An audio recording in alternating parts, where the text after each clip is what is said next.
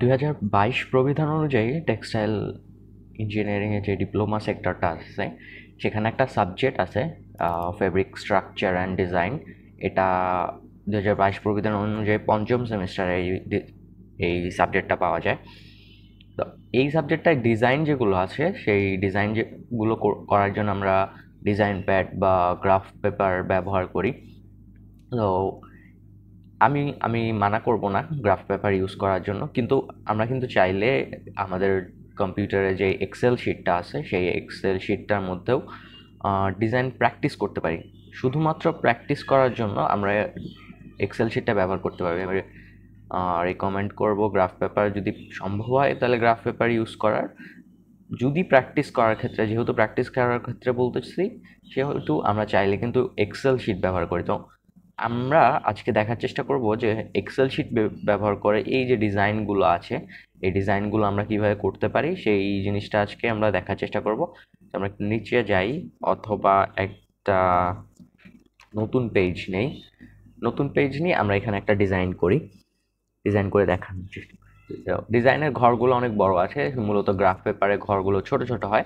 আমরা প্রথমে এই এক্সেল শিটের যেই ঘরগুলো আছে এগুলোকে ছোট করে নিব। কার্সর এই জায়গাটায়, আর কার্সরটা ফলো করলে এই জায়গাটায় আমরা একটা ক্লিক করব।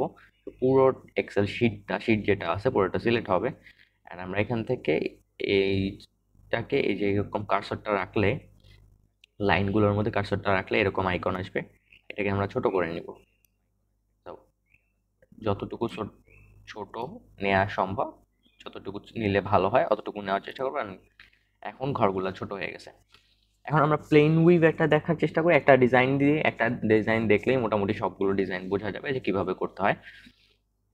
আমরা প্লেন উইভটা নেওয়ার চেষ্টা করি, প্লেন উইভটা দেখানোর চেষ্টা করি। প্লেন উইভে সাধারণত হচ্ছে সর্বনিম্ন ঘর সংখ্যা হয় 2x2।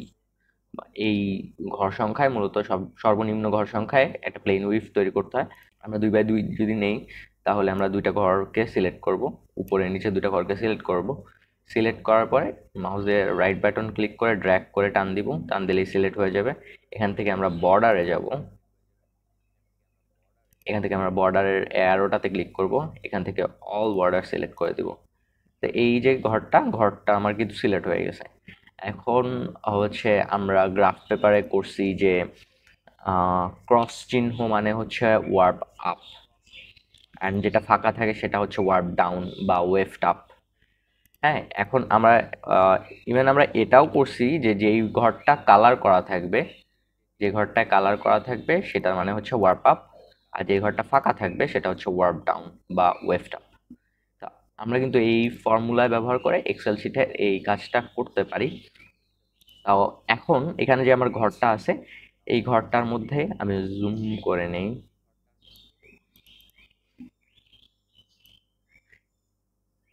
এই যে ঘরটা আছে, এই যে আমরা এখানে ডিজাইনটা করব, যদি প্লেন উইডথ করি তাহলে একটা আপ একটা ডাউন হবে, অ্যান্ড এই নীতিতেই পুরো ডিজাইনটা হবে। তাই আমরা যদি প্রথমটা আপ দেই তাহলে যে ঘরে আপ দিব আমরা সেই ঘরটা সিলেক্ট করব। করার পরে এই যে উপরে যে ফিল কালার এই অপশনটাতে ক্লিক করব। কিবোর্ড সহজভাবে যেতে হইলে আমরা যে কিবোর্ডের অ্যারো চিহ্নগুলো আছে সেইগুলোকে ইউজ করব। এই যে ওয়ান আপ ওয়ান ডাউন, এখন এটা যেটা হয়েছে এটার বিপরীতটা হবে। প্রথমটা এখন ডাউন হবে, পরেরটা আপ হবে। এই অনুযায়ী ডিজাইনটা হলো। এটা আমার হচ্ছে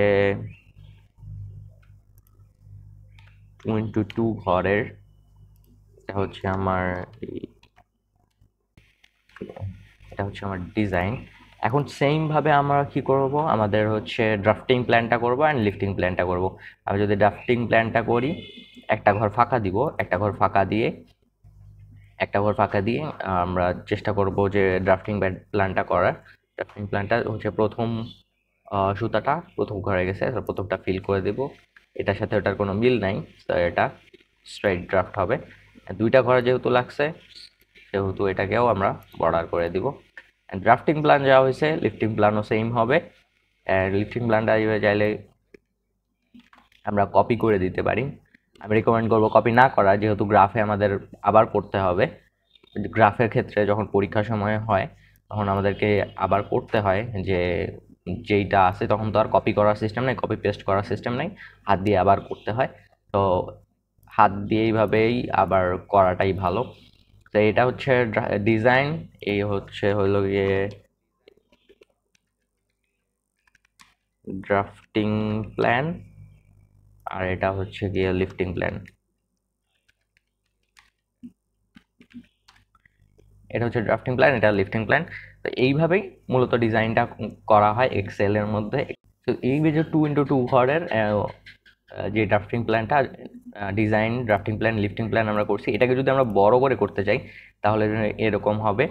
ধর যদি আমরা বড় করে নিতে যাই 6x6, তখন আমাদেরকে একটা ছোট কাজ সুবিধার জন্য আমি এই কাজটা করে নেই, যে এখানে নাম্বারিং করে নিই। এটা কিন্তু সুতার নাম্বার না, আমি জাস্ট ঘরের নাম্বারটা ঠিক রাখার কারণে এটাকে দিয়ে নেই। 6 দিলাম এখানে, 1 2 দিয়ে দুটাকে সিলেক্ট করব। সিলেক্ট করে এই যে নিচে যে একটা আইকন দেখা যাচ্ছে ছোট, এইটাকে ধরে ড্র্যাগ করে উপরে তুলবো, এখানেই দেখাবে যে 6 হয়েছে কিনা।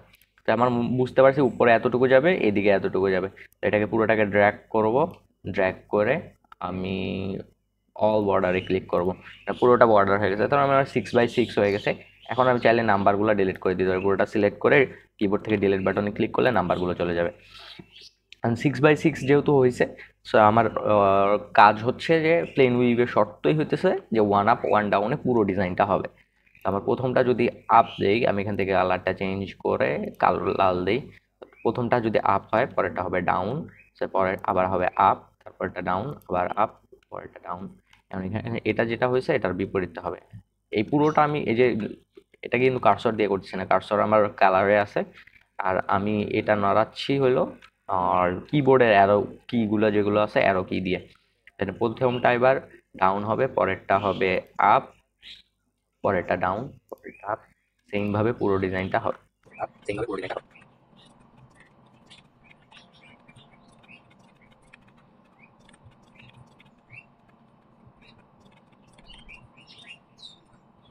এখন আমরা আমার ডিজাইনটা শেষ, আমরা এখন ড্রাফটিং প্ল্যানে যাবো। একটা ঘর বাদ দিব, বাদ দিয়ে এখান থেকে শুরু করব। প্রথম সুতাটা প্রথম 1 নাম্বার বচক্ষুর মধ্য দিয়ে যাবে, তারপরের সুতাটা 1 নাম্বারের সাথে কোনো মিল নাই, সেহেতু 2 নাম্বার বচক্ষুর মধ্যে দিয়ে যাবে। এবার 3 নাম্বার যে সুতাটা আছে, 3 নাম্বার যে সুতাটা সেটার মিল আছে 1 নাম্বারের সাথে, যেহেতু 1 নাম্বারের সাথে গেছে সে তো আবার 1 নাম্বার বচক্ষুর মধ্যে দিয়ে যাবে। এবার যেটার সাথে যেটার মিল আছে সেটা সেই বচক্ষুর মধ্যে দিয়ে যাবে। এবার 2 নাম্বারের সাথে 4 নাম্বারের মিল আছে, সো 4 নাম্বার সুতাটা 2 নাম্বার বচক্ষুর মধ্যে দিয়ে যাবে। সেম ভাবে এটা মিলায়ে পুরো ড্রাফটিং প্ল্যানটা করতে হবে।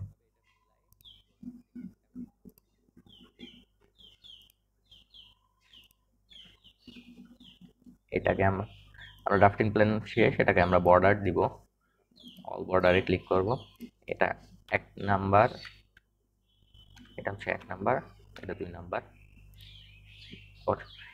এবার আমার লিফটিং প্ল্যান, আমার হচ্ছে গিয়ে ড্রাফটিং প্ল্যান শেষ, আমার এখন লিফটিং প্ল্যান। লিফটিং প্ল্যান করার ক্ষেত্রে আমার ড্রাফটিং প্ল্যানে কয়টা বচক্ষু লাগছে সেই অনুযায়ী আমার এই দিকে ঘর হবে 2টা, যেহেতু 2টা লাগছে সেহেতু 2টা ঘর হবে। আর এদিকে যে 6টা ছিল সেহেতু 6টাই আমি রাখবো। আমি এদিকে 2টা সিলেক্ট, এদিকে এদিকে 2টা সিলেক্ট করে এভাবে ড্র্যাগ করে এই 2টা ঘর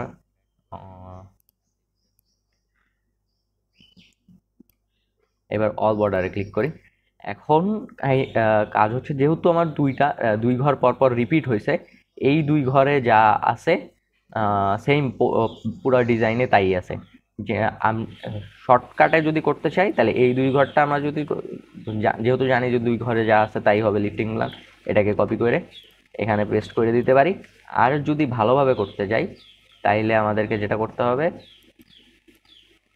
ভালোভাবে যদি করতে চাই তাহলে আমাদেরকে ধরতে হবে এই যে 1 নাম্বার এই ঝাপের 1 নাম্বার ঝাপের মধ্যে কোন সুতাটা বসবে, এই যে ড্রাফটিং প্ল্যানে যায় 1 নাম্বার ঘরে, এখানে এই যে সুতাটা ওয়ার্প আপ আছে, ওয়ার্প আপটাকে এইখানে এসে ফিল আপ করতে হবে। তাই সেম ভাবে 2 নাম্বার ঝাপে কোনটা বসবে সেটা নির্ধারণ হবে।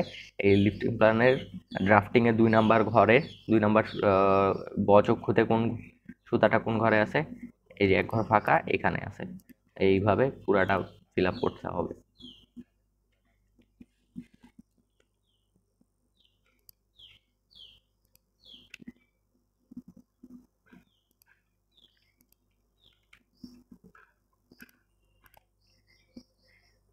তো এই হইলো আমার ডিজাইন। ডিজাইন হচ্ছে 6x6 এর। এটা হইলো 1 up 1 ডাউনের প্লেন উইভ। এখানে হলো এটা ডিজাইন, এটা হলো ড্রাফটিং প্ল্যান,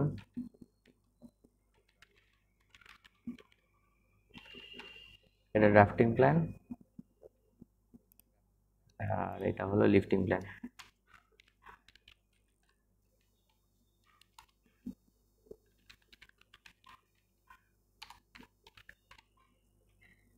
এই হচ্ছে মূলত যে এক্সেল দিয়ে কিভাবে ডিজাইনগুলো প্র্যাকটিস করা যায়। তবে গ্রাফে করাই ভালো, যেহেতু পরীক্ষায় গ্রাফ আছে। তো একটা সময় গ্রাফে করতে করতে, গ্রাফে প্র্যাকটিস করলে গ্রাফে করতে করতে ইউজ টু হয়ে যায়, তখন আর পরীক্ষার ক্ষেত্রে ঝামেলা হয় না। তবে চাইলে এক্সেল শিটেও এভাবে ডিজাইনগুলো করা যায়। থ্যাংক ইউ সবাইকে।